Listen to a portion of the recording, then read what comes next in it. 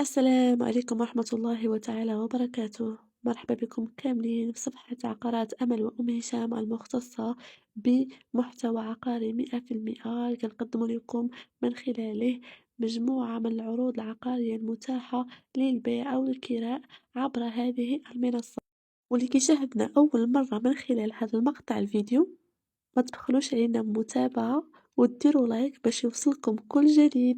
اليوم جايبين لكم عرض مهم في واحد من أحسن المواقع في مدينة سلا سعيد حجي، منطقة معروفة بالهدوء التنظيم والقرب من جميع المرافق الضرورية، والشقة قريبة بزاف من الصيدلية الطاهري ديال سعيد حجي.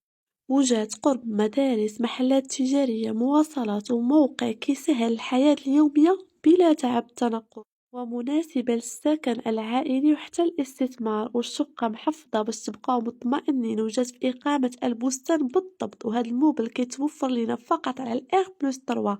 والشقة جات في الطابق الثاني، وتتوفر حتى على الحق في المرآب والحق في السطح. أما من داخل الشقة عملية مهوية مضوية طول النهار، كتكون لينا من غرفتين نوم، صالون، مطبخ، حمام ومرحاض منفصلين أعزكم الله.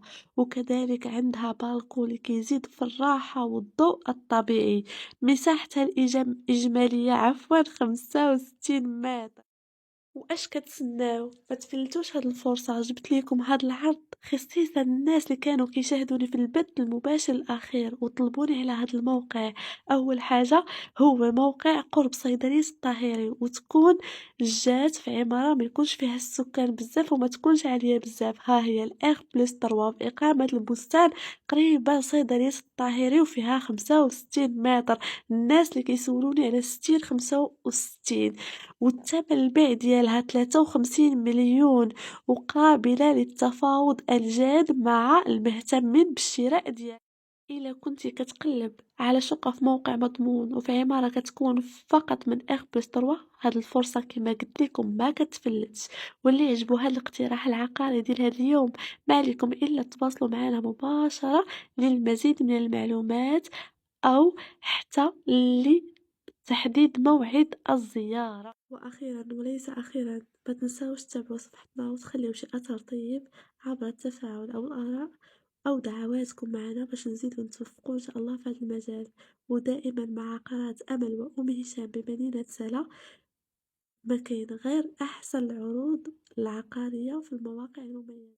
في بداية هذا العام جديد، كنتمنى لجميع متتبعين ديالي وجميع المشاهدين اللي كيشاهدوني، نسأل الله أن تكون هذه السنة أقرب إليه، مليئة بالطاعة والذكر وراحة البال، ويعوض كاع الصابرين اللي كيصبروا على الوجع، ويعوض كاع الأيام اللي دازت عليهم بالخير والبركة، ويجعل أيامهم الجاية كلها مليئة بالفرح والسرور والذكر والشكر لله، ويكتب لينا وليكم مكاتب الخير، ويجيكم الخير في مكان يا ربي.